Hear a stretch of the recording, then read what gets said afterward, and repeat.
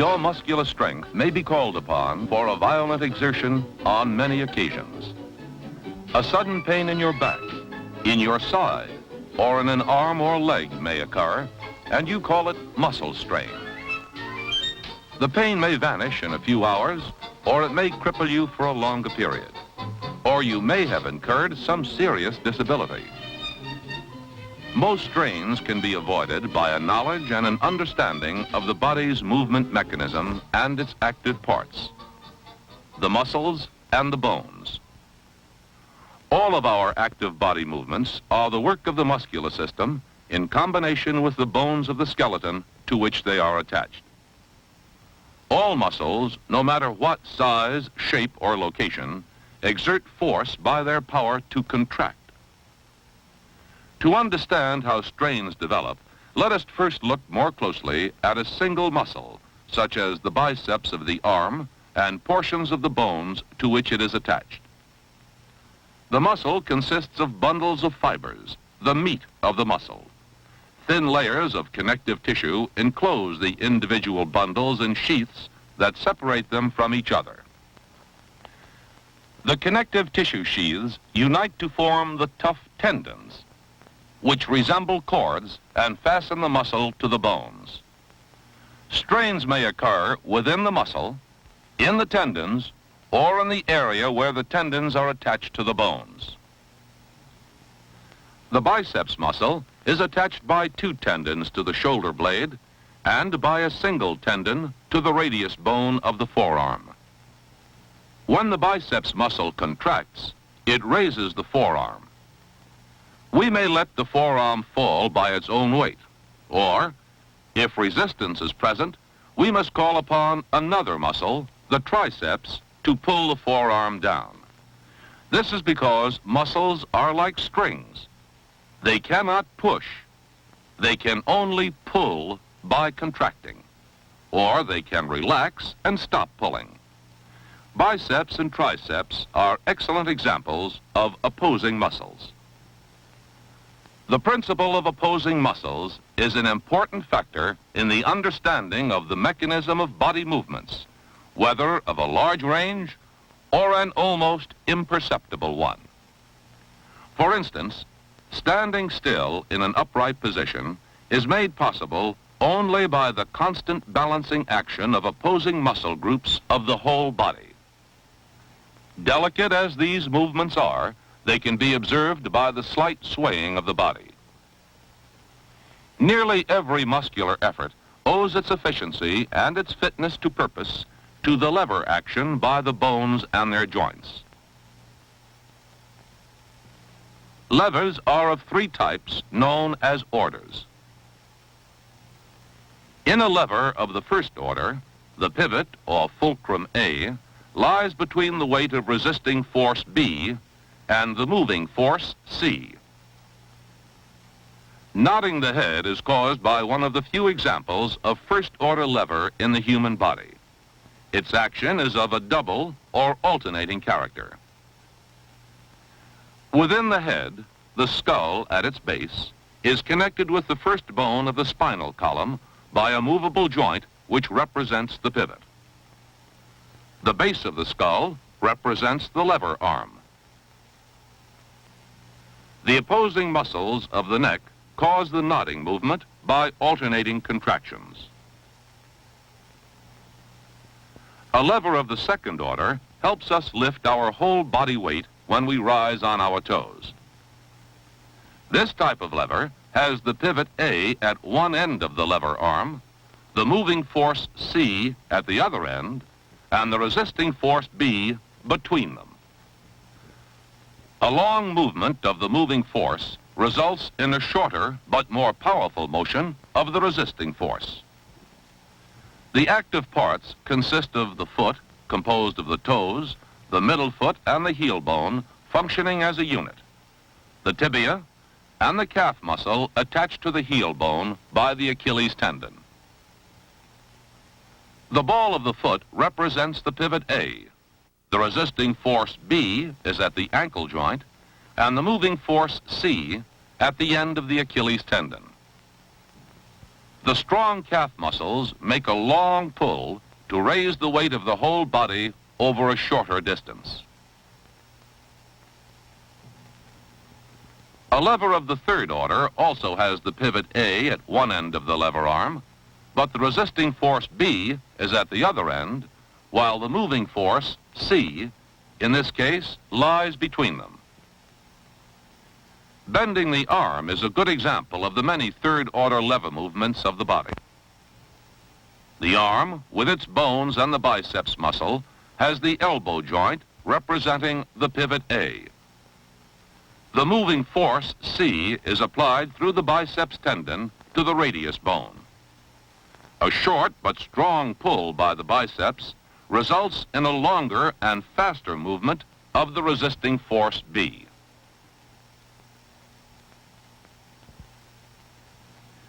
These three fundamental lever actions are present in an endless variety of combinations and degrees in all our body movements, with more than 200 individual bones and more than 600 muscles to account for their number and their complexity.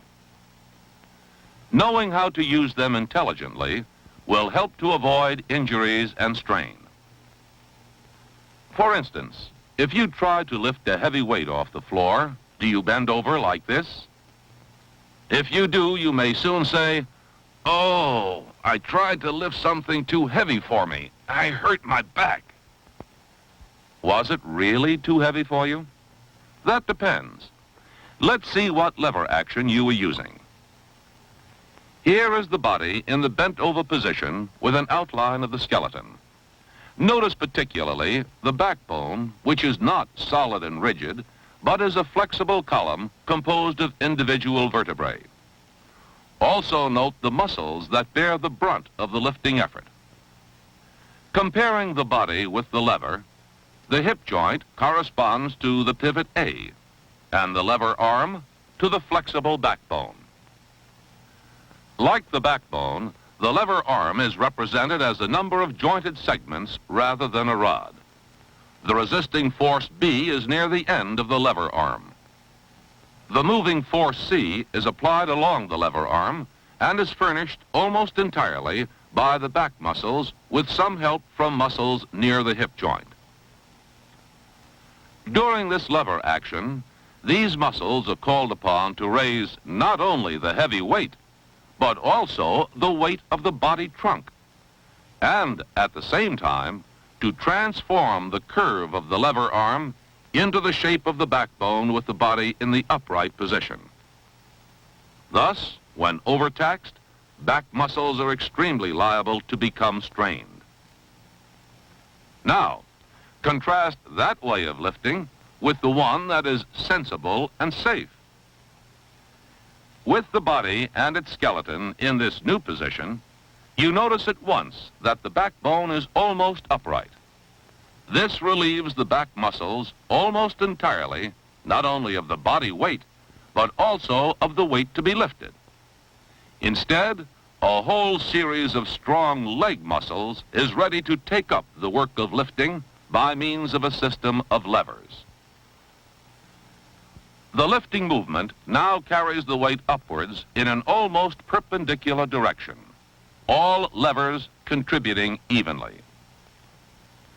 A stationary pivot is at the ball of the foot, another at the ankle, a third at the knee, and a fourth at the hip joint. The backbone, already in an upright position, acts as a solid column.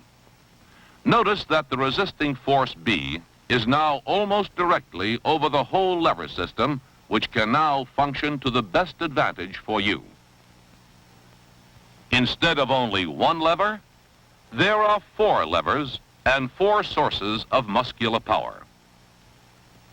While the work done is the same as in lifting from a bent over position, it is now distributed so as to impose no more than a reasonable share upon all active parts.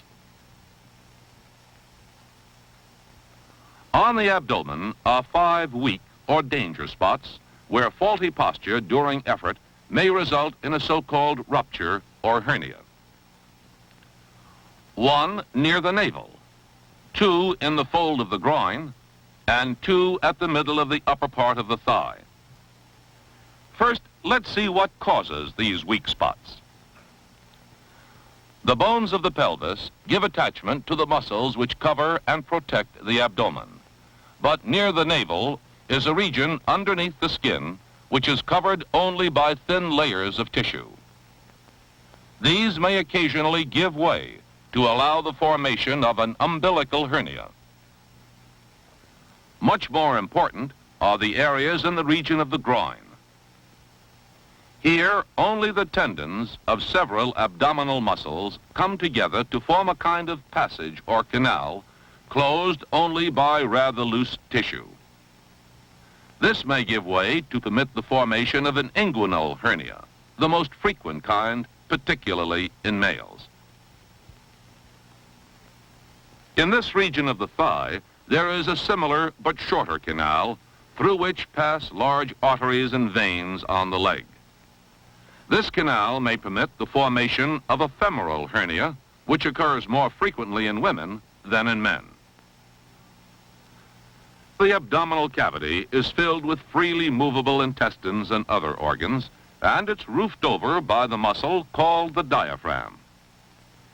Here, in a cross-section, the space occupied by the abdominal cavity is roofed over by the diaphragm. Now, with the body in the bent-over position, compare the size of this space with that of the upright position. It has become much smaller. The diaphragm and the abdominal muscles are contracted, compressing the contents of the abdomen. Under the strain of this compression, a loop of intestines may be forced out through one of the weak areas, forming a bulge under the skin. This is a hernia. It can cause serious interference with bodily functions. Hernias can be avoided, or at least minimized, by avoiding unnecessary muscle strains. Muscular strength should be applied so as to distribute the total effort over as many of the body's muscles as possible, and so as to make the best use of the body's various levers. If you have to push a heavy object, don't do it this way. Do it this way, letting the leg muscles do the work. If you must lift something heavy or difficult to handle, don't try it alone. Get someone to help you. Be sure your footing is good. Instead of doing it like this, play safe. Do it like this. Avoid the danger of strain, and instead of ending up like this or this, it will be like this.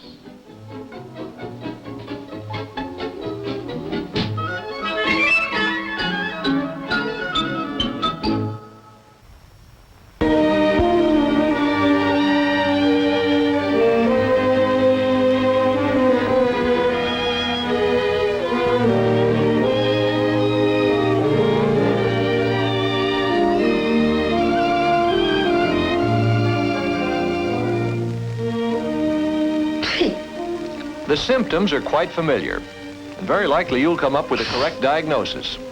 Yes, it looks like a cold, a common cold. Runny nose, headache, achiness, very often a slight fever. Those are some of the symptoms of the common cold. Well, how do we get into that unhappy state? We have colds simply because of cold, because of ice, snow, and low temperature? No. Funny thing about colds, where it is coldest, the inhabitants hardly ever get colds. Explorers tell us that Eskimos are cold-free, unless they come in contact with visitors from outside their frozen world. Then if it is not just cold weather, what is it that causes so many of us to catch cold? They're caused by extremely small microorganisms called viruses. Viruses, and there are many different kinds of them, can be scattered with each particle of saliva and mucus. When one sneezes or coughs, for instance. But do not think for a moment that cold-producing viruses are spread only by sneezing and coughing. If by some magic the tiny particles of saliva and mucus could be made visible as a black smudge, we quickly would realize in how many other ways we are apt to scatter bacteria and viruses all around us. For instance, Jane here has a cold. Look at that smudge. Look at those germs she leaves on the doorknob. And here's Bob's hand picking them up. Bob, his hand now covered with germs picked up from that doorknob, transfers them to a book. Sue, having the bad habit of wetting her finger to turn pages, carries the germs from the book to her mouth and then passes them along with a pencil to Anne. Anne carries them home and leaves them on the family's dinner table.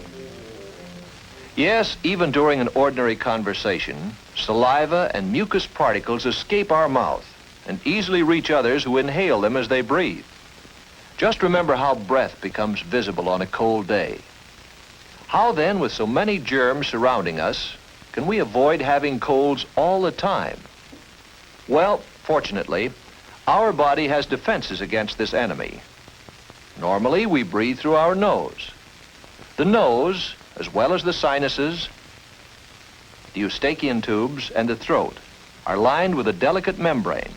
If, under a microscope, you look at the lining of the nose, we call it the nasal membrane, you can see that it is covered with tiny moving threads. These are called cilia. They move back and forth like specks of grain when a wind blows over a field. The cilia are covered with a warm, moist, sticky substance called mucus. The nose usually secretes about 24 hours. This mucus, by warming and moistening the air we breathe in, prepares it for our lungs. The mucus also catches, that is, bacteria and viruses. The movement of the cilia carries the mucus down to the pharynx. Then it is coughed out or swallowed into the stomach, where any remaining microorganisms are destroyed by the digestive juices. If these defenses are weakened, the cold virus will gain a foothold and cause the inflammations which so often are associated with the common cold.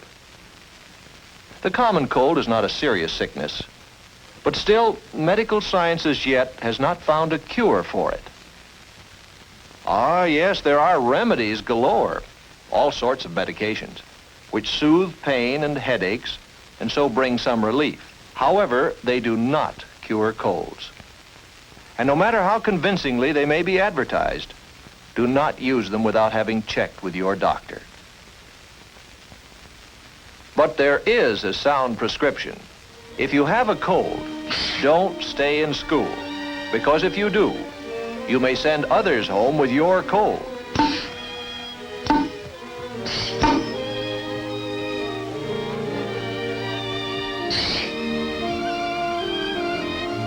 If you have a cold, stay home.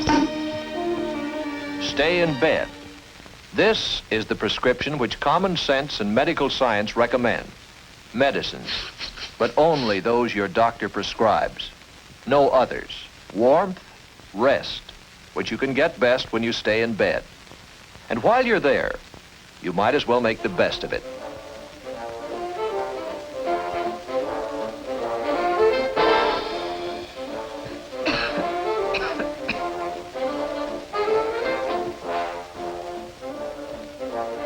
Right. Use tissues instead of handkerchiefs. That way you'll dispose of the germs much better than when you blow them into a handkerchief. However, should you not feel better in a couple of days, or if you keep on having a fever, you should ask your parents to call a doctor. You see, what you think is a simple cold could really be the first symptoms of some other disease, such as measles, infantile paralysis, diphtheria, whooping cough, scarlet fever, influenza, and others. However, even if your illness proves to be only a simple cold, it is still important that you take care of it.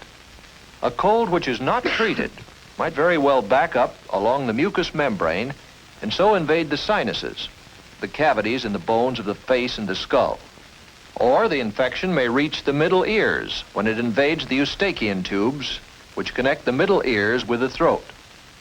Frequently, the inflammation also travels down the respiratory tract to the pharynx, the larynx, and the trachea. Your throat feels sore and your voice is husky. It travels to the bronchi. You have a bad cough. And occasionally even to the lungs, and that is pneumonia. These are painful complications, and they often take a long time to clear up. The best defense against the common cold and all these other diseases is to keep up the body's natural resistance. To do so, you must eat regularly and well-balanced meals. That is, meat, vegetables, fruit, milk, and so on. Get lots of exercise and fresh air, but do not exhaust yourself. In cold weather, you must wear sensible clothing to provide proper warmth to remain healthy.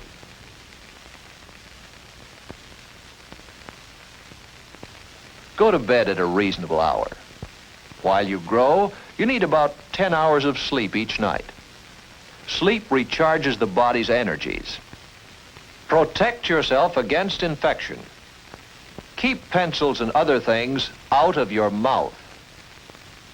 Never take bites of other people's food. Do not use somebody else's drinking straw or glass, not even within your own family. In the bathroom, for instance, use only your glass. And wash your hands frequently and thoroughly, especially before eating. When you wash your hands, you wash away many of the disease-carrying smudges you may have picked up.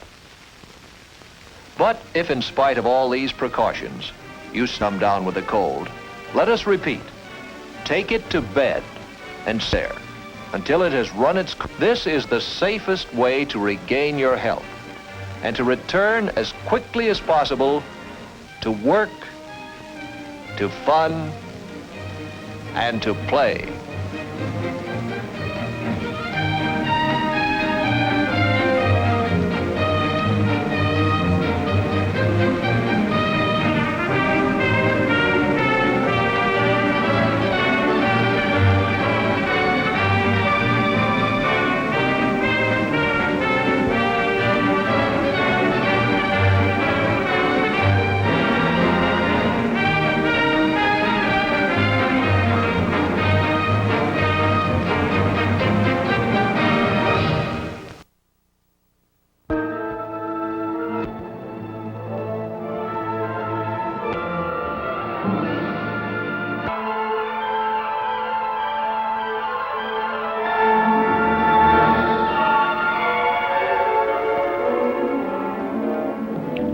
Shocking, isn't it? Unfortunately, it's not an unusual headline, but it is an unnecessary one. You say it couldn't happen to you. Well, you're right. It couldn't. That is, it couldn't happen to you if you follow the safety rules for babysitting. The babysitting business is booming. That means a lot of jobs for a lot of sitters. Teenage girls are traditional babysitters, and teenage boys, too, are finding babysitting a fine way to earn extra money and an excellent training for the future. But more than this, it's also a serious responsibility and requires serious preparation. If you receive a call from someone you don't know, ask their address and telephone number and tell them you will call back. Before accepting any assignment, make certain that you have adequate information. Don't accept employment without knowing who is offering it, where you will be sitting, and for how long. Before returning the call, check with the person who recommended you. If this is not possible, verify the name and address in the telephone directory.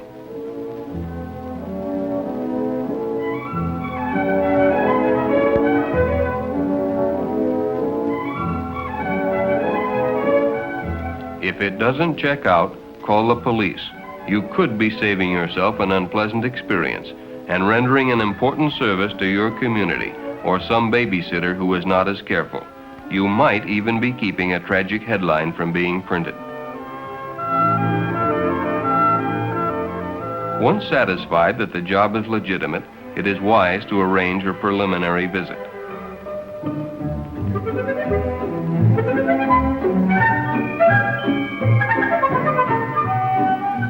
It is good business to get acquainted with your employer. This meeting will give you an opportunity to fill out your babysitting information sheet, which is a must for every efficient babysitter. Be sure you have all the important telephone numbers, such as the police, the fire department, the number where the parents are, the doctor, and the neighbor who can be contacted in case of an emergency. After you have completed the worksheet, it is wise to get any special instructions the mother may have regarding the care of the child or children. Then reach a clear-cut understanding about incoming phone calls, the use of the radio and television, and whether or not you are permitted to have company. Regarding the latter, it is a good rule not to mix business with pleasure. Now that you know what is expected of you, have the employer show you how to lock any doors or windows that may be used. Also ask if a flashlight in good working order is available, or better still, have one of your own. It could prove invaluable. If possible, it is advisable to meet the children or child you may be sitting with. This will help you when you start your job, because you will not be a stranger to them. Before leaving your home, be sure to provide your parents with a written record of the name, address, and telephone number where you will be working. Ideally, the first time you sit for a new employer, it is wise to have your parent drive you. Then they will know exactly where you are. Let your parent know the approximate time you will be finished and what arrangements have been made for you to get home. It will be appreciated if you are a little early in case there are any last-minute instructions. Make sure you have your checkoff sheet and that it is correct. Recheck to see what neighbors are available in case of an emergency. Be sure you have the phone number where your employer will be. If a phone isn't available, ask them to call you at least once during the evening. Also ask them to please inform you if there is any change regarding the time they plan to return. When your employer leaves, make certain all the doors and windows are locked.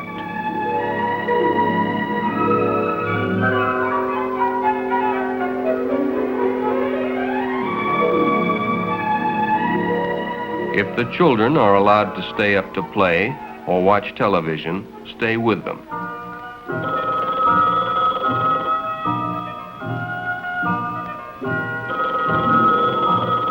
While it is possible that someone may dial a wrong number, do not hesitate to report any suspicious phone calls.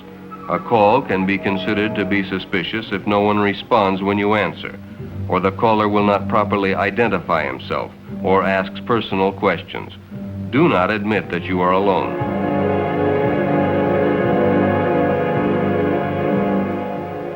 Report immediately to your police department any such calls or any unusual happenings or suspicious persons, such as someone peeping in the window or trying to gain entrance.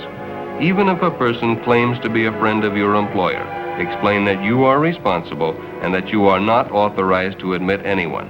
If they wish to use the phone, ask them to please go elsewhere. Don't forget, the police department is ready and anxious to help if the need arises.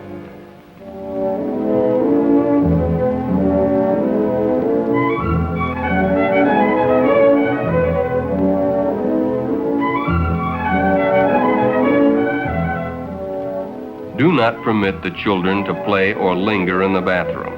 Make certain they do not touch bottles or other articles. Children have died because this precaution was not observed, and they had the opportunity to innocently drink some liquid or swallow some pills. Keep the bathroom door closed and they will be safe.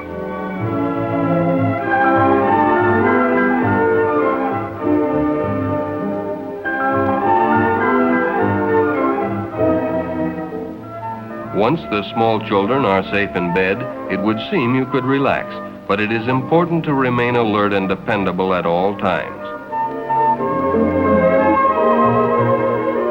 Electrical outlets, sharp or heavy objects can be dangerous.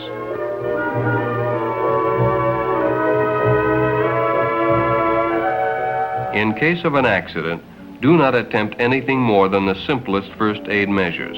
If there is the slightest doubt in your mind, telephone the neighbor whose number you have been given.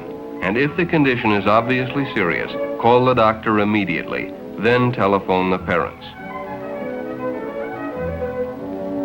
If you have been told you may prepare yourself a snack, be thoughtful and moderate. Don't raid the refrigerator. Fires sometimes start from faulty electrical wiring or other mechanical failure. If you smell smoke or see smoke or flame, don't panic, don't delay. Get the children out of the house immediately. Don't imperil your life or theirs by trying to put out the fire or stopping to telephone. Get out of the house as quickly as possible. Then notify the fire department using the neighbor's phone or the street alarm box.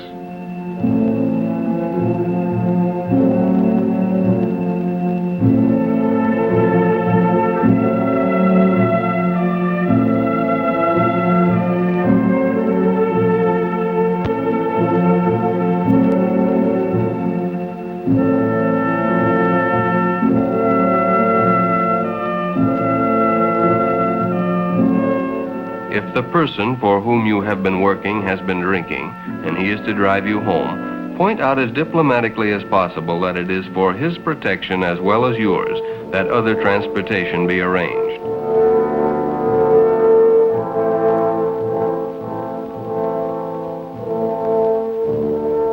If your parents cannot pick you up, ask that taxicab transportation be provided. Do not hesitate to call the police and explain the problem if satisfactory alternative arrangements cannot be made. When babysitting out of doors, avoid conversations with strangers and never accept a ride.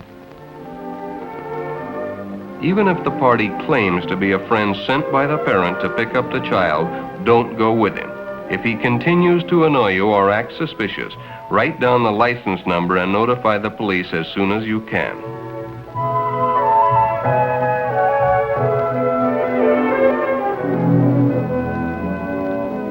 Generally speaking, baby will be a pleasant experience, devoid of excitement and unusual situations. You may never have to meet a crisis, but knowing what to do in an emergency and knowing how to avoid dangerous situations will add to your poise and competence. Babysitting can be rewarding and remunerative. It will give you the opportunity of earning a little money while you learn the care and pleasure of younger children. By the time you become a parent, you will be an expert.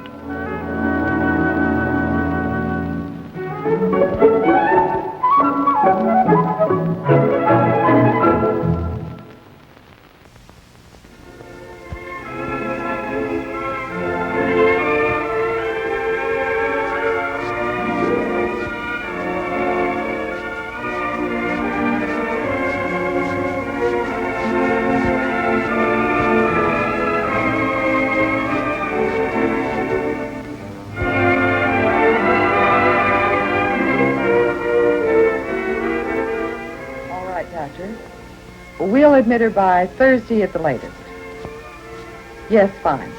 Goodbye. That was Dr. Morehouse. He's so nice about working with us, admitting his patients and all. Sometimes I see patients come here so upset that they have to come to the hospital that they just aren't themselves. And being disturbed, it's harder for them to get well. It's really a problem for us. For all of us here in the hospital. Why, I can remember patients who... Well, let me tell you about one that Dr. Weil sent in not long ago. Let me tell you a little bit about him. He was working at a nearby county fair. He travels around with one of those thrill driving shows.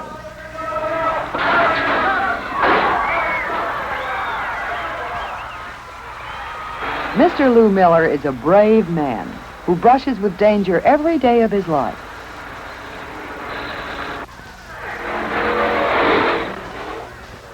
His wife, Betty Jane Miller, she's got to be brave too.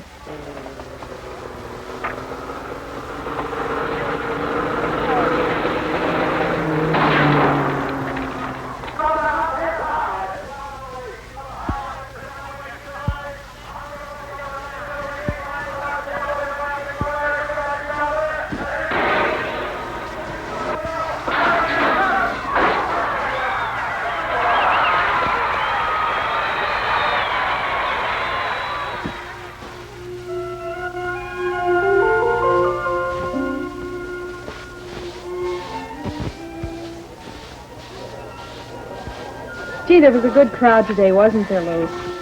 You know, things are going... I was about to say things are going better, but it's that pain again, isn't it, Lou? Oh, it'll be all right. It's nothing. Well, it'll get better. It'll get better. Dear, you know a hernia just doesn't get better by itself. The longer you let it go, the worse it'll be. I don't know. Timmy's trying that new lease this week, and I gotta help him. And I gotta be at the garage to work over the front end of number 6 car. Besides, it feels all right. This just isn't the right time to go to the hospital. What do you suppose he's really thinking about?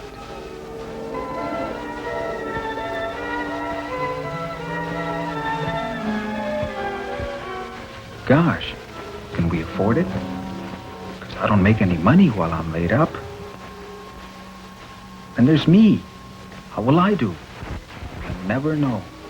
People in the hospital never tell you anything. Do they push me around, feed me any old time they feel like it? And the food tastes like it came from the laundry, only it's not hot. And after you lie awake all night and finally get to sleep, they wake you up to take your temperature. How do I know they won't mix me up with somebody else? Maybe give me the wrong medicine. Maybe I'll die under the anesthetic. Oh, no, Betty. I'm just too darn busy to go to the hospital. Well, is this our brave man? What is he afraid of, we're saying, we who work in hospitals? A few of us might be afraid of work, but we're not afraid of hospitals. We're doing things we're trained for, and we know how important they are. We are working in familiar surroundings with people we know and like. We are helping other people and getting a sense of accomplishment. And yet we have fears. All normal people do, to some extent. How many of us would be afraid to ride with a death doctor? What I'm saying is, while the hospital is an everyday experience for us, it often brings out irrational behavior in patients. We've seen how they can act irritable, nervous, childlike. One in every so many seems self-centered. He wants to do all the talking, perhaps a manifestation of his psychological disturbance. Another acts like a bundle of fears and pains. She wants to be pampered. In the hospital environment, patients just don't act like normal people. And since their attitudes often influence their recovery, we need to look out for symptoms of this irrational behavior.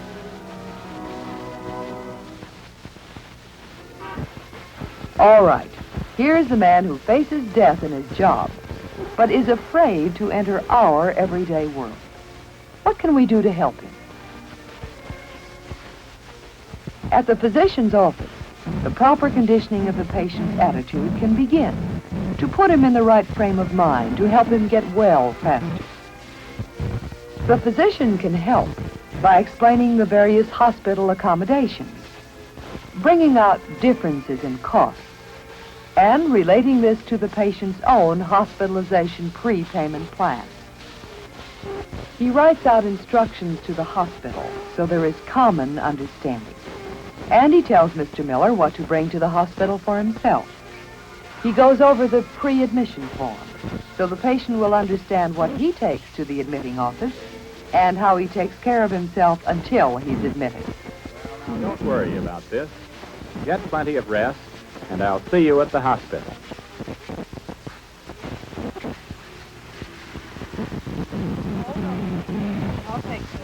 Okay, but hurry back and park. I don't want to...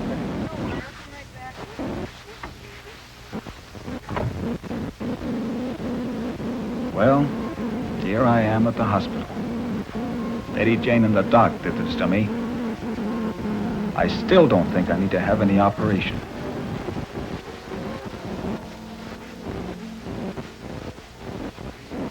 Let's see now, where's that paper that gets me in here?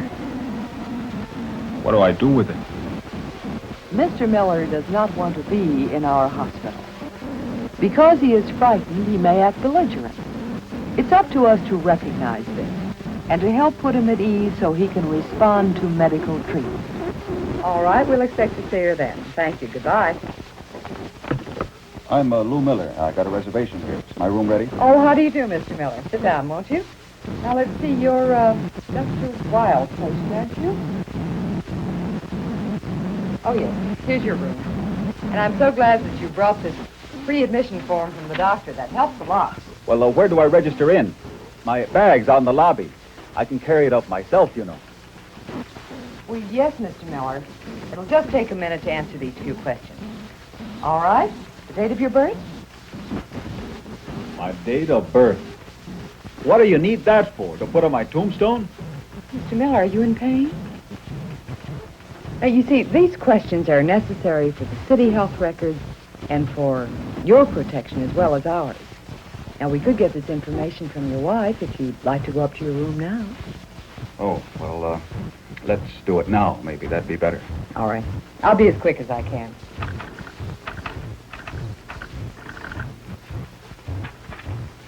There, I think that finishes it. Now, Mr. Miller, if you'll just look it over, and if everything is all right, just sign it at the bottom, please. Even when we're rushed in admitting, and that's most every day, I try to put the person at ease when he needs a simple explanation. See, Mr. Miller, this information becomes part of our medical record, and we use these to chart your progress and to constantly improve our service. You see, what we really want is for you to get well quickly, to get back home and back to work as soon as possible. I try to like people, to be courteous and tactful, for I know that a patient gets a strong impression of a hospital from the first person he meets in it. That good impression can be strengthened by the person who escorts him to his room. Volunteer helper, nurse's aide, whoever you are more than a bellhop in a hotel.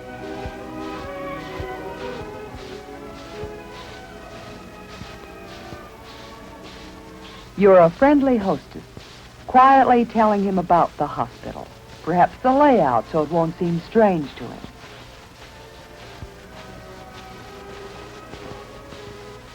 You can chat about the friendliness of the ward he'll be in, and perhaps reflect your own pride in your hospital.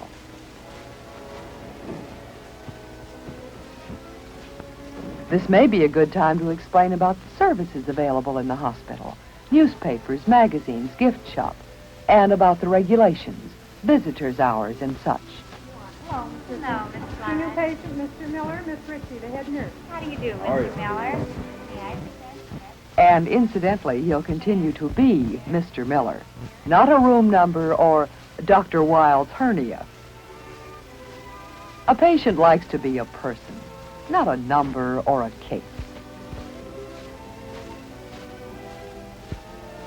By now, Mr. Miller has almost forgotten that he is a patient. Later, things may be too rushed to give him all this attention, but a smooth start will help carry him through if there are any rough spots. Have you ever thought of it like this? For a while, this room is the patient's whole environment. We can help him so it isn't strange, so he doesn't feel helpless. We want to make him feel comfortable and confident. He must never feel that he is not attended. He must feel that he can call any time he needs. However, we want to encourage him to help himself within his physical limitations. For this may help his attitude for recovery.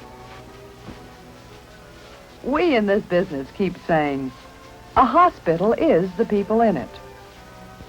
Sometimes it's nice to let the patient feel that. Well, now that didn't take very long, did it? And here's a patient with an attitude that's right. The admitting and the reception were courteous and pleasant, if I do say so myself. And they gave him the orientation a patient needs. He's had a real welcome to the hospital.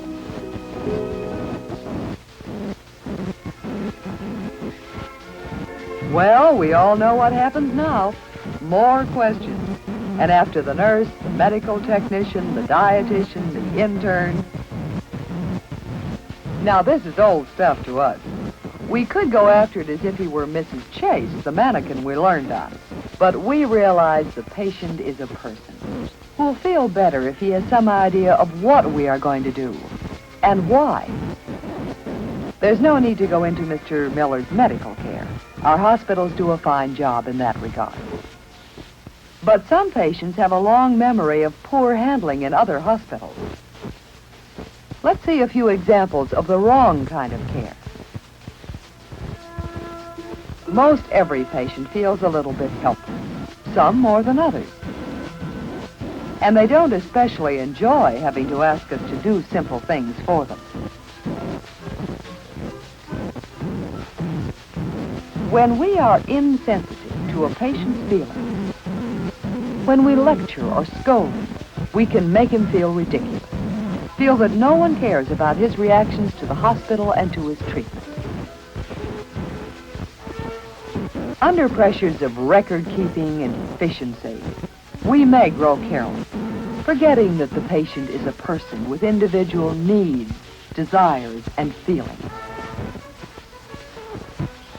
And some of us see so much suffering and pain that we put on a hard shell as a defense mechanism against too great an emotional strain. We need to recognize this and balance it against the needs of the patient. Another need of the patient is confidence in the hospital and the hospital team. We must never destroy that. We don't really think it will help the patient if we tell her our troubles, how hard things are for us because someone else falls down in his job. If we whisper the latest rumor, what we heard about the patient who died last week and what somebody said went wrong. If we sound off about how overworked we think we are because they won't spend enough money to prevent breakdown. If we squabble in her presence, turning a difference of opinion into more worry for her. It might help us to get it out of our system, but it certainly won't help the patient.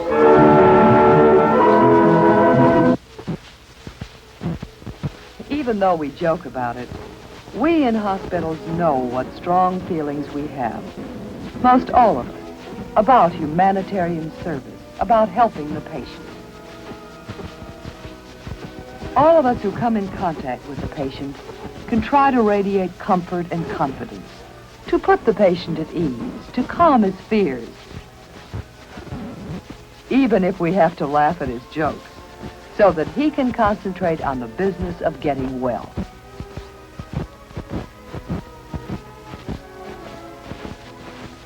Sure, we're tired. Patients may not realize that we can get tired, too, and we're busy. It seems there's a never-ending stream of patients with a never-ending stream of desires. Now, I want my little boy to feel at home, so I brought his pet rabbits. And I want you to see that they're fed. Lettuce and carrots, you know. No table scraps. He really needs them. Well, some nurses might feel like saying, rabbits? Who let those in? And 2 of them.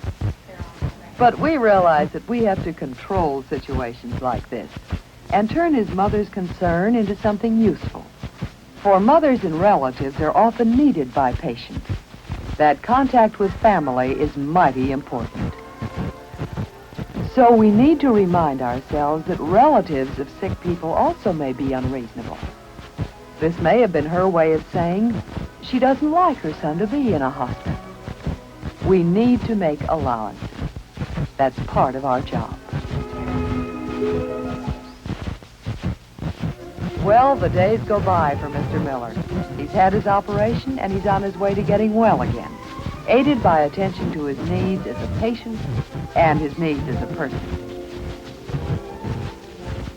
It's time for discharge, according to Dr. Weil. Now, some patients may irritate us so that we may wish to shoot them direct to the cashier's office.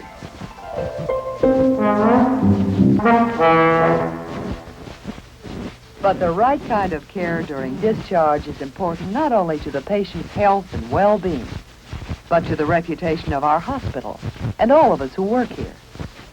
We try to set up a clear understanding between physician, patient, and hospital concerning when patient leaves, when he returns, if as an outpatient, and what medication is needed. He should understand limitations on his activities, exercise, and bathing. We inquire about the patient's plans for getting home. Sometimes social workers may have to arrange for this. The most important thing here, as always, is to help the patient be a person, to help him realize that we're concerned with his getting well as much as with his getting out. By the time he leaves, well, he may not realize it, but he's another walking proof that friendliness is good medicine. Even when we are busiest, we try to appreciate that sick people and their relatives do not act like normal people, that they need calm, warm assurance to get well. We try to put them at ease from the very first, to meet their needs as persons and to maintain their confidence in the hospital team. And when I contrast this Mr. Miller with the frightened, belligerent person in the admitting office a week ago, well, I'd say he has some new ideas about hospitals. What do you think?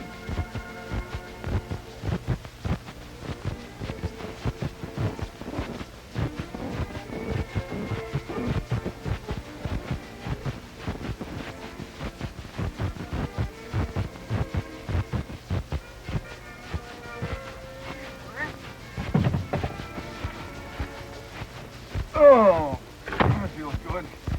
Honey, I've got a great idea for a new act in the show. You see, I roll over a car, get out, and then announce to the crowd that I've broken both arms. So they put a great big cast on each arm, and then I drive around and make a jump, steering with my feet. I know just how to rig the car. Oh, come on, Lou. There must be an easier way to get yourself back in the hospital.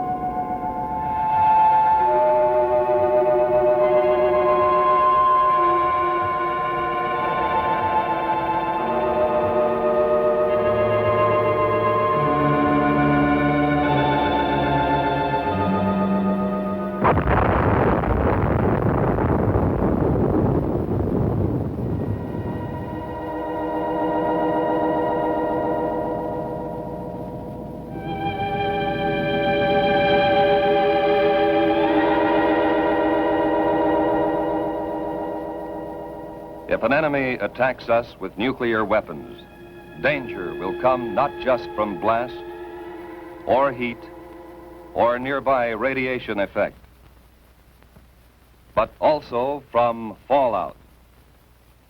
Fallout, which may occur miles and miles away from the blast. You need to know about fallout, what it is, how to detect it, and what to do to protect yourself against it. Everybody needs to know. Yes, this does mean you. Watch and listen. One day, these facts may save your life. What is this fallout, anyhow? Just bits of radioactive matter that fall out of the mushroom cloud of the nuclear explosion and settle on the ground. These bits of matter can be dangerous. You're exposed to some radiation every day from cosmic rays or other natural sources of radiation. These exposures are too small to hurt you. But when a wartime nuclear explosion occurs, a serious fallout follows. Thousands of tons of atomized earth, building materials, rocks, and gases may be thrown into the air. And the mushroom cloud containing them sometimes moves as high as 100,000 feet, nearly 20 miles up. Some of the radioactive particles spill out near the explosion site. Others may be carried for 10, 50, 100 miles or more. But how will you know if there is fallout? You can't hear, smell, taste, or see the radiation. But you yourself can detect the fallout particles that produce it. The easiest time to do this, without special instruments, is when the fallout is settling through the air. This starts any time from about 1/2 hour to several hours after the explosion, depending on how far away you are. And it continues to fall for an hour or longer. Usually you can see the fallout. So if there has been an explosion of a nuclear weapon within a few hundred miles of you, you should suspect every unusual concentration of dust in the air of being fallout. After an explosion in daylight, watch any unusual accumulation of dust. At night, put a white or light-colored plate outside. Examine it every 15 minutes or so. If dust has accumulated on the plate, treat it as fallout. The particles in that fallout behave like miniature X-ray machines, sending out radiation in all directions. If there are many particles, and if you are exposed to them long enough, you will be hurt. Others will be watching for that fallout, of course. Experts will estimate the probable path and speed of approaching fallout and try to keep you posted. But it may come before you hear any details by radio or otherwise. You must take precautions, whether you hear their reports or not. If radio stations are operating, you will hear reports, especially on the Conelrad frequencies 640 or 1240 on your AM dial. As soon as it is safe for specially protected crews to get out into the open, these highly trained civil defense radiation detection teams will make a thorough check of radiation levels and characteristics. Those facts will be relayed to you by radio as fast as they come into civil defense headquarters in your area. Information from the radiation monitoring teams will be combined and analyzed by experts manning a central radiation control point. These experts, who know just how fast harmful radiation reduces in force, can predict when it will be safe for people to come out of shelters and resume normal tasks. We have warned that you may have to act before you get any detailed reports. Just what can you do if fallout comes your way? Find the best shelter you can. The more solid substance you can put between yourself and the fallout, the better. But an ordinary frame house with windows closed will give considerable protection. In a house, it's best to get on the floor, away from doors and windows. Or if you can, find a location with additional walls in the center of the building. A basement is even better if the house has one. Large buildings, such as apartment or office buildings, give good protection. The thick, heavy masonry of their walls and floors makes it hard for radiation to get through. Basements, inside rooms, or corridors on the lower floors are safest. The basement of any house or building will become a good improvised shelter if you block the windows with sandbags and place other sandbags on the floor above the shelter area. If you don't have sandbags, thick, solid layers of books, magazines or newspapers, or even a series of file cabinets standing close to each other can cut the radiation danger. In some parts of the country, there are storm cellars or outside vegetable storage cellars. They may be used as shelters from fallout. If you plan to use such a cellar or your basement or any other shelter, stock it with food and supplies. To equip and supply your shelter area, you need some of the same things you might take on a vacation camping trip. First, sleeping equipment to fit your shelter area. folding cots, or sleeping bags and blankets. Then, food and water. There should be at least a 2-week supply. You'll want plenty of fruit juices and lots of your family's favorite canned foods.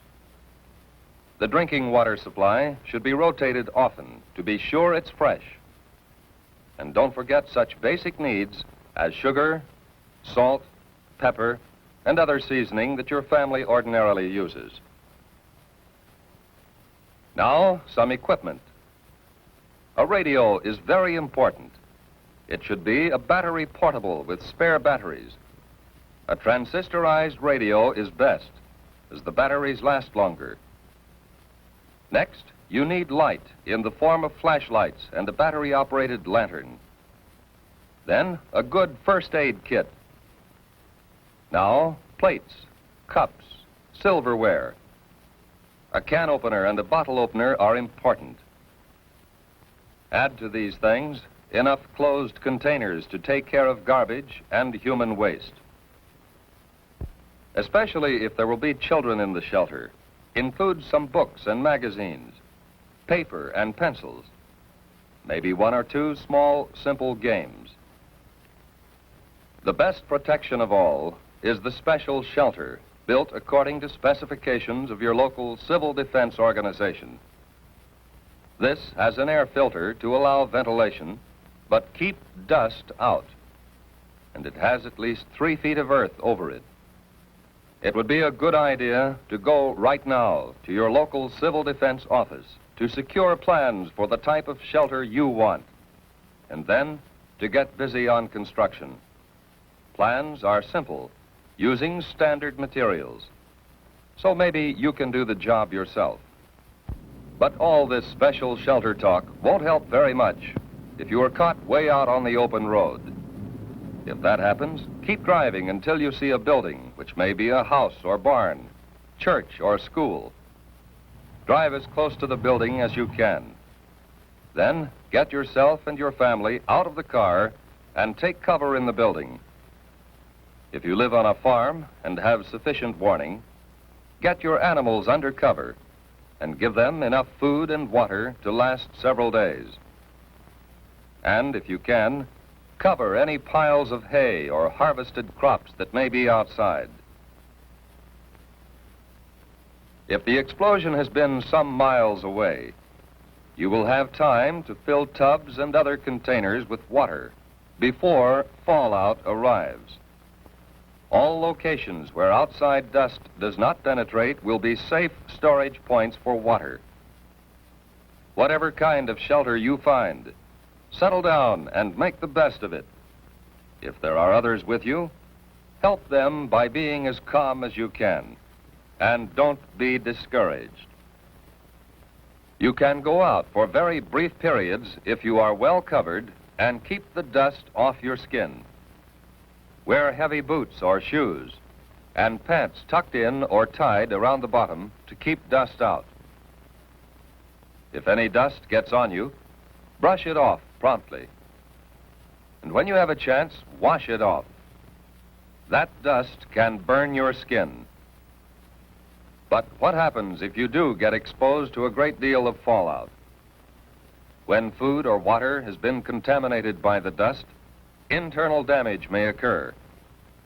When dust has been left on skin, there will be skin burns. When you have been near dust too long, there may be radiation sickness. Exposure can even cause death. If you have had considerable exposure, you will vomit and grow weak. But after a few hours, this sensation will pass, and by the next day, you may have had the last of it. Even if you have been exposed to excessive fallout, you may eat and drink just as you normally would. But don't force yourself. Whether you have had these symptoms or not, if civil defense radio announcements have said that radiation has been high in your section, keep an eye on your condition for the next few days. Watch especially for these developments in the 2 weeks following exposure. Return of nausea, sore throat, bruise spots developing without any known reason, loss of hair. These conditions, or nosebleed, or diarrhea, should be reported to a doctor or to the nearest first aid station set up under civil defense plans. Unless civil defense teams have warned that your area is still dangerously radioactive, you can get out and work to help yourself and help others. Although fallout can be deadly, your chances of avoiding damage from it are much better if you follow the directions we have given you.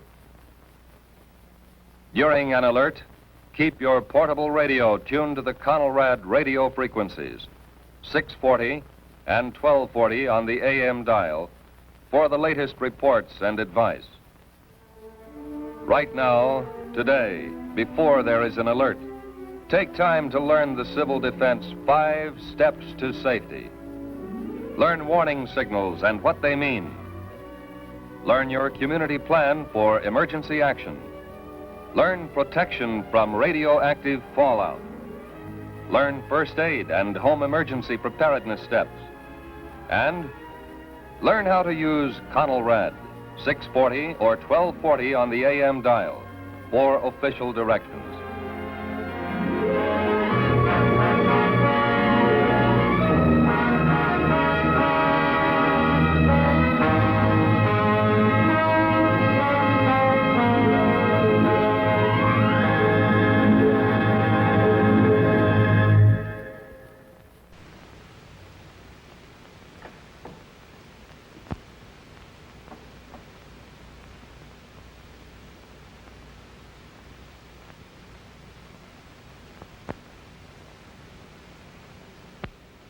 Every minute, people are being killed or injured in home accidents.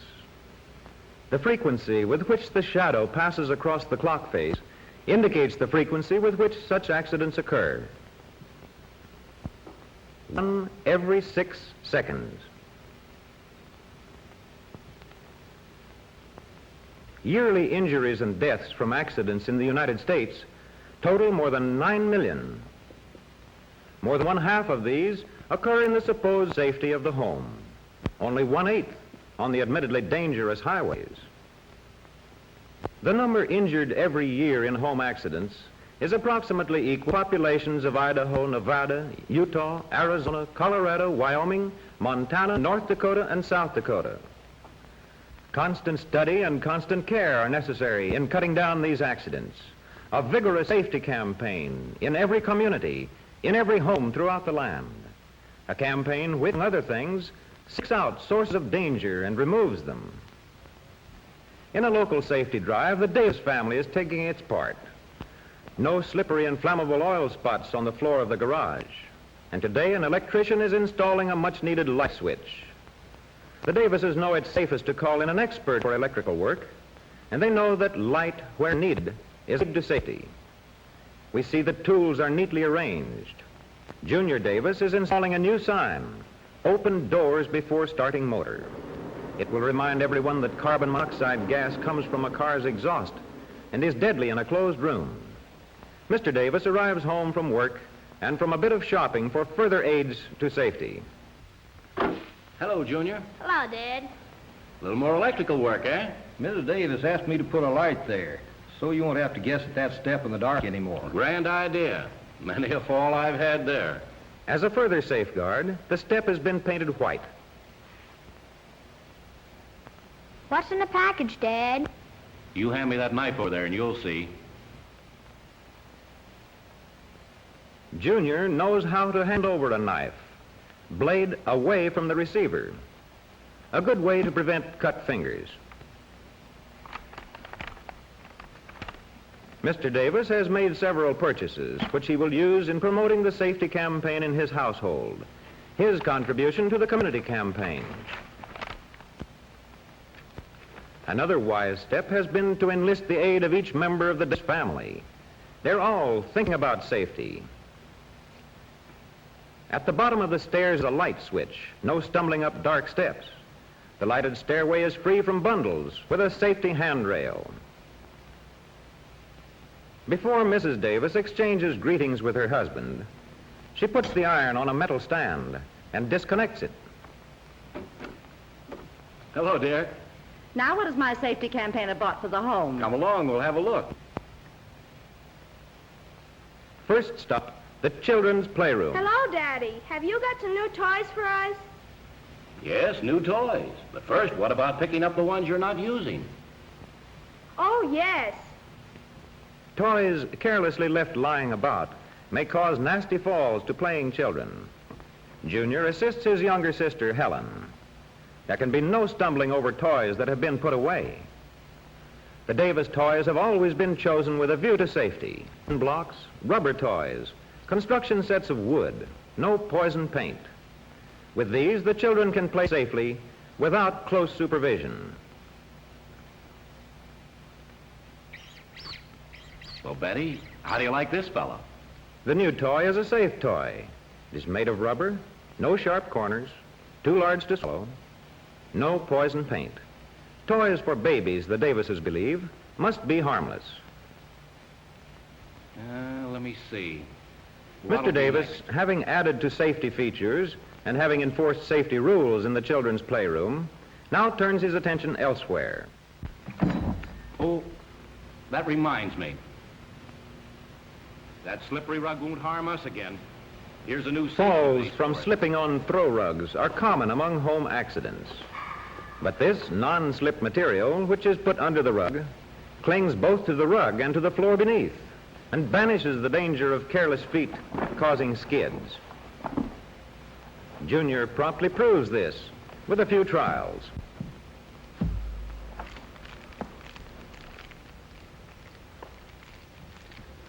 In front of the Davis fireplace is a metal screen to keep children from contact with burning wood and avoid fire hazards from flying sparks. The stairway to the second floor has a safety rail, a light in a corner of the landing, and a carpet runner tacked firmly down. No falls downstairs here.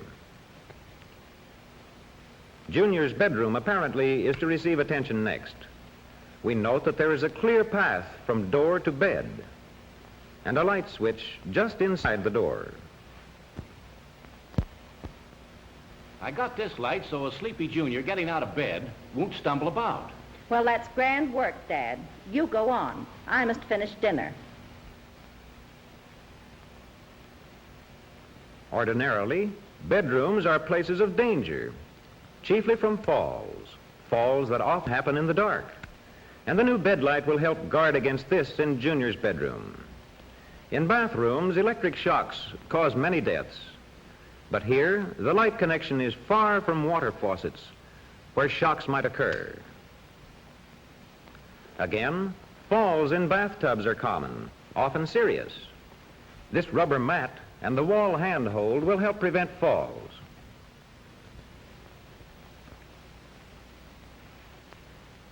The Davis's medicine cabinet is high up, out of reach of inquiring childish hands. Poisons are on the top shelf, bottles plainly labeled poison, with sticker stoppers in their tops. Dad, Junior, dinner's about ready. Coming, dear. Okay, Mom. In the kitchen, another danger spot, Mrs. Davis employs all possible safety devices. With this type of can opener, the danger of cut fingers is eliminated.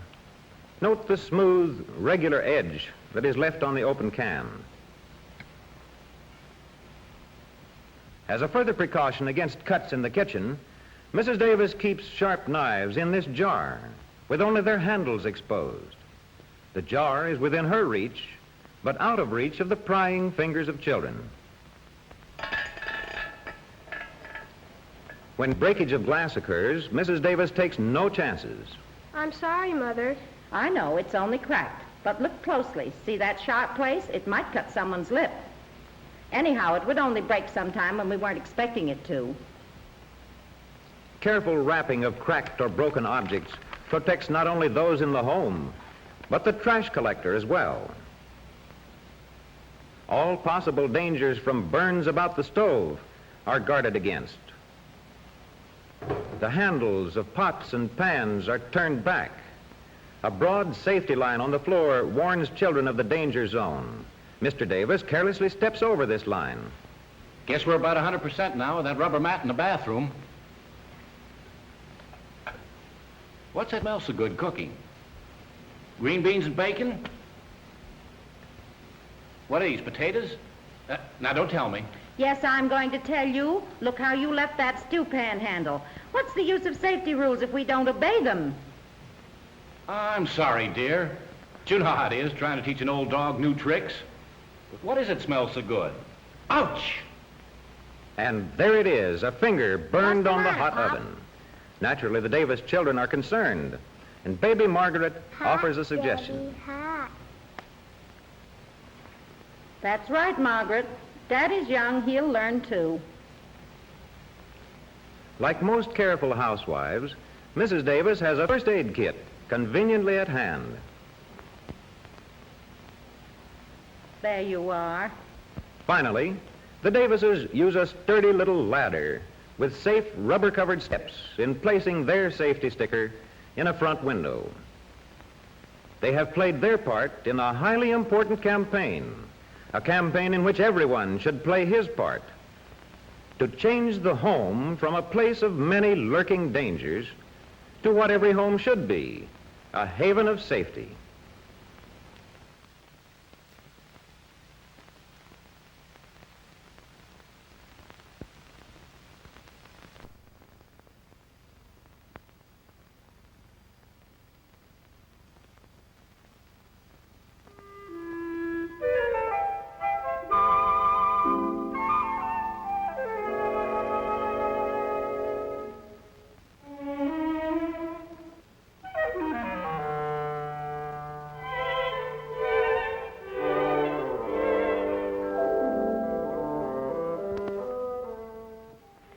No product, thing, attitude, or concept is more difficult to sell than safety, and fire prevention, of course, is a related concept. Well, that puts this film right behind the 8 ball right from the start. But relax, we're not going to deliver a sermon, we won't moralize, we accept your belief that you can smoke in bed and get away with it. And we'll agree with you that it's always someone else who kills himself in such a foolish way. Though 1,500 homes in the United States go up in smoke every day, yours, of course, will not be one of them. No, indeed, we aren't really selling fire prevention, not directly anyway, because you won't buy. But we would like to demonstrate that fire is a cunning and malicious enemy. If that other guy is careless with it, someone you love might be injured. The firm you work for might lose a $1 million business, or might lose a highly trained and dedicated employee whose life is beyond price. Of course, some other employee, not you. So relax and remain detached while we present a story based on a true life incident. Perhaps it will help you to understand why the National Fire Protection Association makes an intense effort to spread the gospel of fire prevention, all for the sake of that other guy. The story we've selected is short and simple. It has 5 main characters. 4 are human. They're members of a young military family. The 5th character, of course, is fire. The main setting or stage is a house located about 2 miles from a large military installation. It's occupied by the Turner family. In civilian life or military, this is where most fires occur, in family living quarters.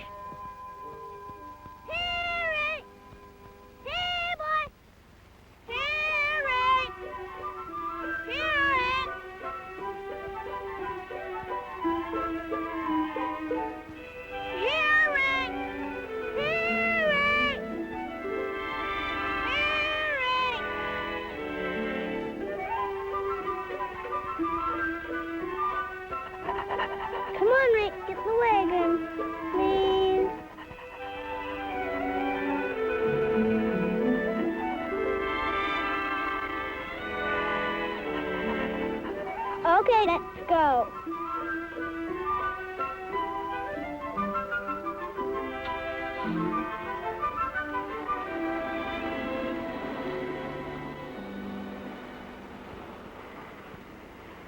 Now, you kids be good and mind your mom.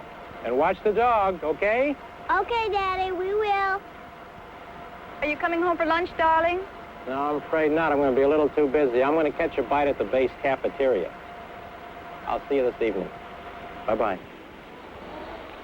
Bye.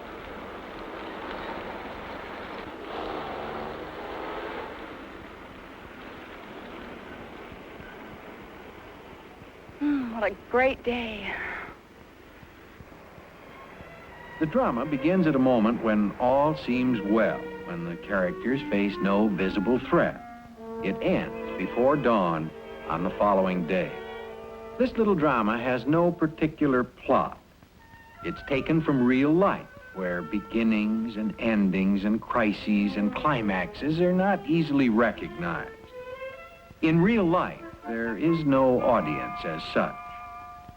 All the world's a stage, all the people are actors. This is one reason why so-called accidents happen. If, like professional actors, we had a script to follow, if we memorized and rehearsed our roles, errors and accidents would seldom happen. As it is, though, we can't see ourselves in action. But we do have judgment based on knowledge and experience to guide us. Captain Turner is a safe driver. He lived through an almost fatal car crash.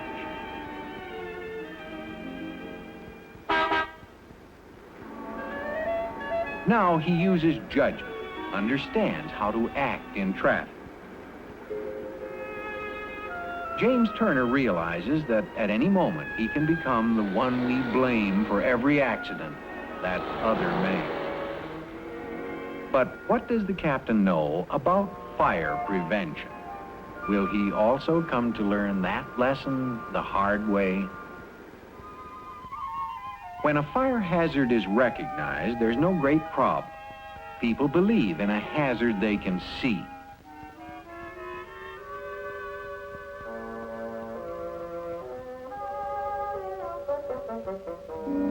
Belief inspires the emotion of fear, and we take action, which leads us to our main point.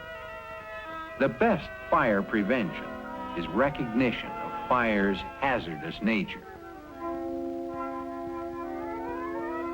The trouble is that we see only harmless, inanimate objects, not the potentially deadly things they really are.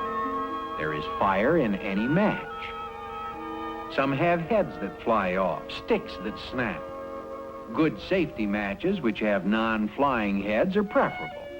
But every type can be hazardous. Still other risks are concealed by habit and custom. It's not simply ignorance. We know about them, we even see them. But we become accustomed to the sight, and then we see only the harmless objects. Lighted cigarettes are a common sight, too common.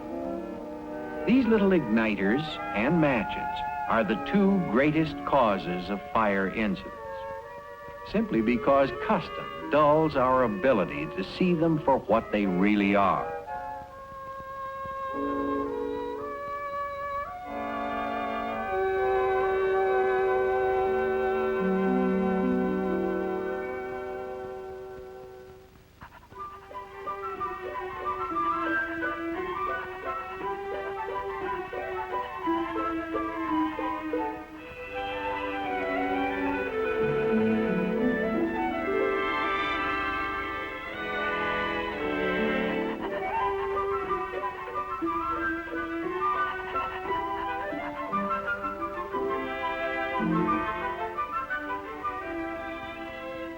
There's no place like home. Why? Well, chiefly because it's a place of privacy. There's no official supervision at home, no cop writing tickets for taking a chance. June is not allowed to drive until she passes a written test and a driving test, and thus earns a license. But she's allowed to keep house without proving she can recognize the risks in that occupation. Basically, fire prevention is an emotional attitude. It's a frame of mind, the ability to see and feel proper respect for real danger. June will never take preventive action unless she learns to see and feel the presence of danger. What method will teach her? A film like this? A friend's tragic lesson? Or will she be motivated by the most effective and most intolerable means, bitter first-hand experience?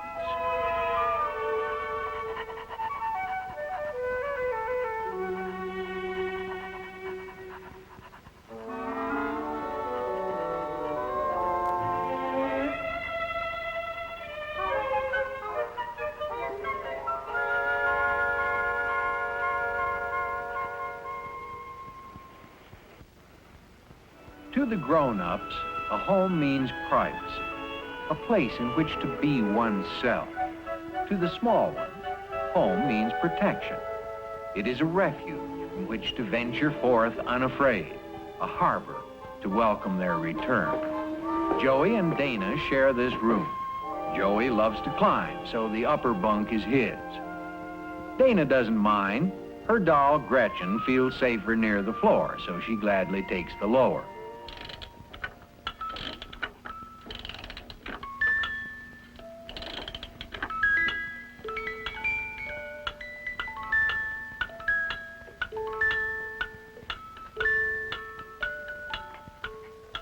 But what is it like back in that half-forgotten world of children? What do they know about the hazards in their refuge?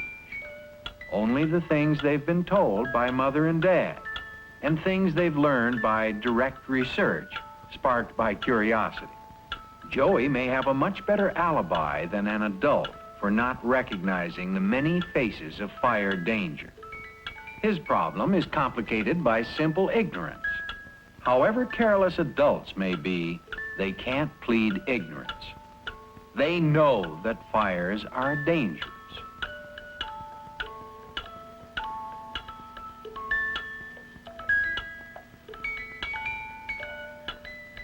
At 6, Dana knows many things, but not necessarily about fires or electrical hazards. Dana is old enough to have grown-up type possessions. Her own small radio. But does she know it doesn't belong in the bathroom? Does her mother know? Many adults are ignorant of this. If, soaking wet, you plug in a radio or a heater, you're playing a form of Russian roulette. You just might get away with it. The morning wears on, gives way to noon. It's a gorgeous day, and it's spring. All the world is young.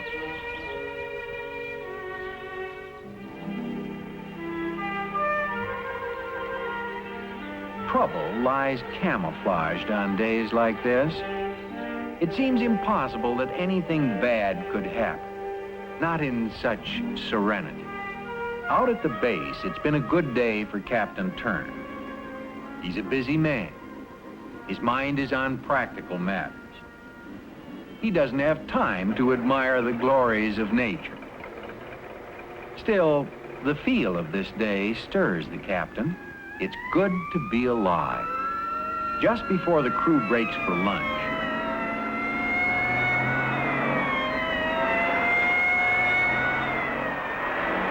it attracts a moment's attention, then it is forgotten.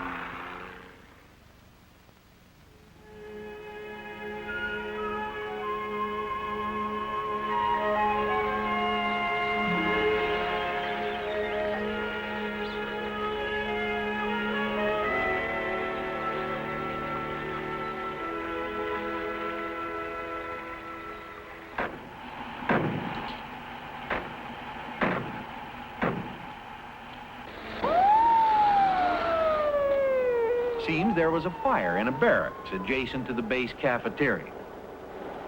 When Captain Turner arrives for lunch, it's all over. A couple of firemen are cleaning up the area. What happened here? I don't know, sir. Bed caught on fire. Night maintenance mechanic. Reckon he went to sleep with a cigarette. That'll teach him. Not him, it won't. He's dead. Dead? Really? Why not? Sound asleep on a burning bed? What's to save him? I reckon he lucked out, though. That's the way I'd want it. Don't ever wake me up, third-degree burns all over. doesn't seem possible that a man could die in such a simple way. But it's more than possible. Believe it or not, smoking in bed is one of the chief causes of fire fatalities. Boy. The character of a house and home is more apparent at night. The family is together, isolated and safe from the dark outside.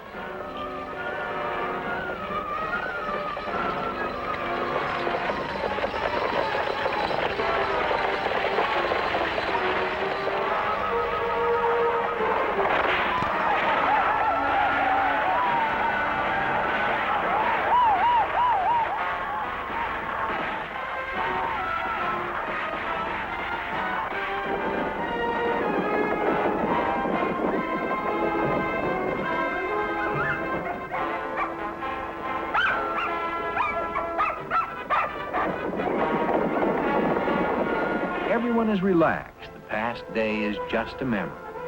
Now we are safe at home, the place where nothing bad ever happens.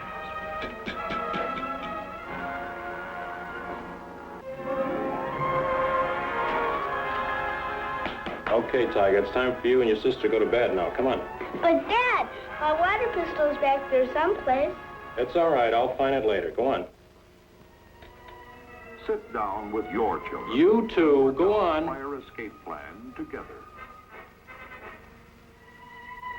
Plan 2 escape routes from every room. Teach children to escape at once. Don't let them try to put out the fire or stop to gather up possessions. Practice family fire drills regularly, knowing what to do. Water pistol. Your child. Yesterday, he lost it on the roof. Public service message on behalf of your local medical society and the American Medical Association. Dozens of random, unrelated thoughts were swirling through my handsome brain as I pushed my sleek new sports car through the handsome streets of Beverly Hills toward her modest Bel Air home. Thoughts like, I'll dazzle her with copper gold candy bars. No woman can resist the creamy richness of crushed almonds, handsome coconut, and that marshmallow center. And I think I missed my turn. I'm at the Come on, boy. That's a good dog. That's a good dog.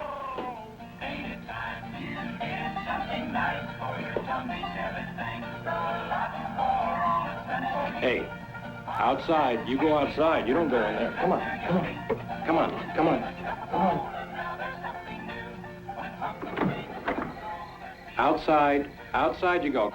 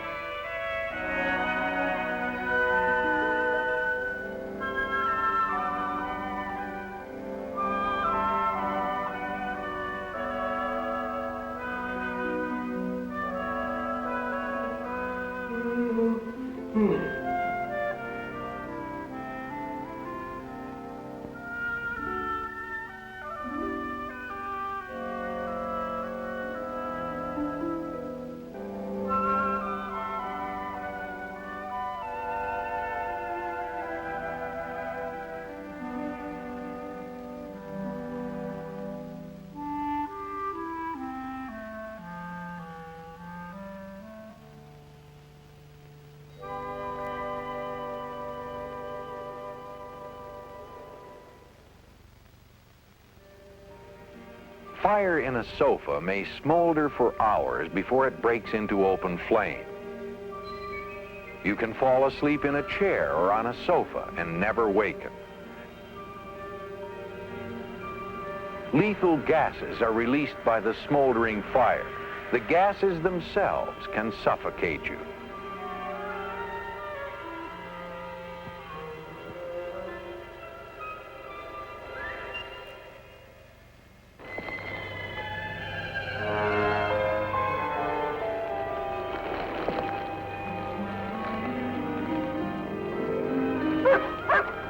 Once free on the loose, fire is incredibly swift. It can run, climb, leap. It can even fly. Large buildings are often gutted in 10 minutes. A house can go in 5 or even 3. In a burning room, the heated lethal gases usually rise to the ceiling. Moments later, the whole upper area of the room is filled with them. By the time you awaken, the killing gases may be just above you.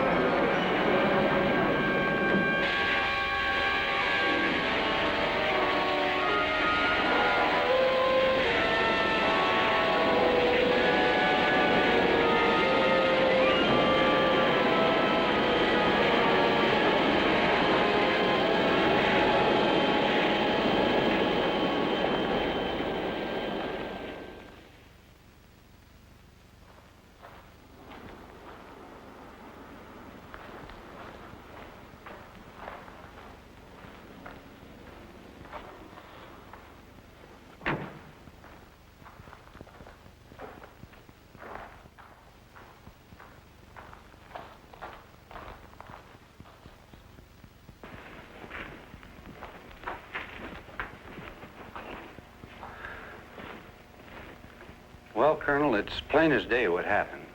The fire started over there in the sofa. Probably a cigarette that smoldered for hours, and they never woke up in time.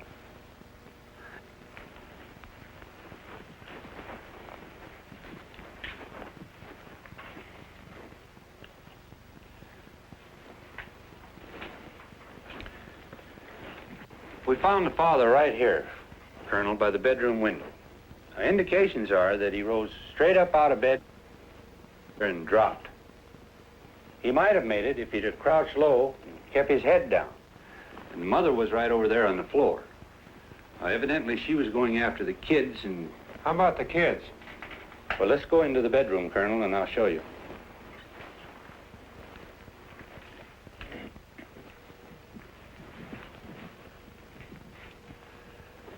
Now, the little boy slept in the top bunk, and he died in his sleep. And the little girl, she went for the front door. She almost made it, too, because they found her in the living room. Couldn't she get out the window? Well, that's what she should have done. But kids don't stop to think. They do the things they're used to, and all she knew is that people go out through doors. What a terrible price to pay. Certainly is.